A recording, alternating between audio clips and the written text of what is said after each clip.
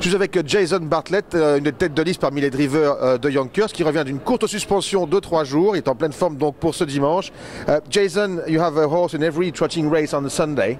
We'll start with Sailor Eddie in the first. He won over the distance, but he's going up in class a bit. Yeah, you know, he's staying known as 18,000 there. I've never really driven the horse. You know, he seems very consistent where he trots, you know, 58, 57. You know, new to the distance, but looks like a pretty tough race with Spider Blue Chip underneath him and Andy Sophia. Spider Blue Chip, you know, has over $1 million on his card. Is by far the horse to beat if it behaves.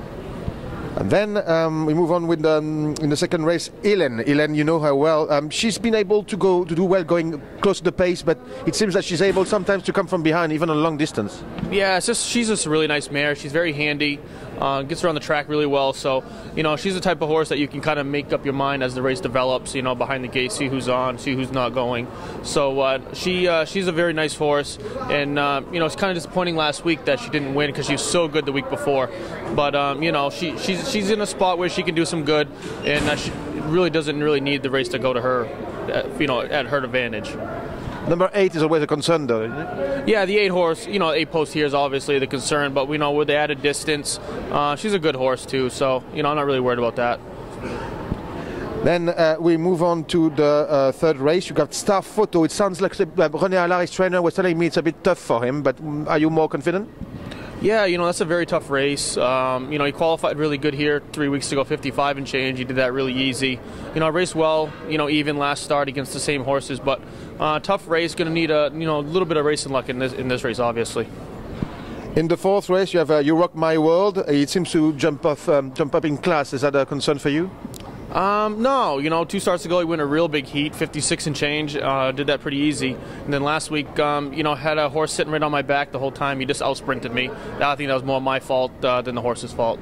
But, you know, that's what he is. He's an $18,000 to $25,000, you know, non-winner's horse. So, you know, the jump up is not really a concern. Well, good news for you. Then number 5, Dreamstealer. She was amazing, trained by Tracy Brainard the other day. She just won easily. Were you surprised by that? No, you know, I watched her last year during the stake races. She raced really well. She was dominant in her divisions. You know, she got the lead easy, got to walk around the track, and, you know, she sprinted home. So this race doesn't look, you know, that tough either. Looks like kind of the same way. She's, you know, looks like we're going to be able to get the front okay, and hopefully the same outcome. And then we finish with number 7 in the 6th race with Teach Me to Bucky. Second last time out, finishing well over here with number 10 behind the gates. This time you got number 2. Is that better? Yeah, you know, you ain't got to deal with all the traffic. You know, he actually got a real good trip last week. He'd been off almost, you know, 25 days, I think, you know, from last week, you know, from the week before. So I was very happy with him. I actually thought he was going to win around the last turn, but, you know, the 25 days caught up with him halfway down the lane. So I would think he'd be a little bit better on Sunday. Would that be your best shot for Sunday in these races? Yeah, between that one and Dreamstealer, I think them two have a really good shot of being right there. Merci, Jason. See you on Sunday. Thank you.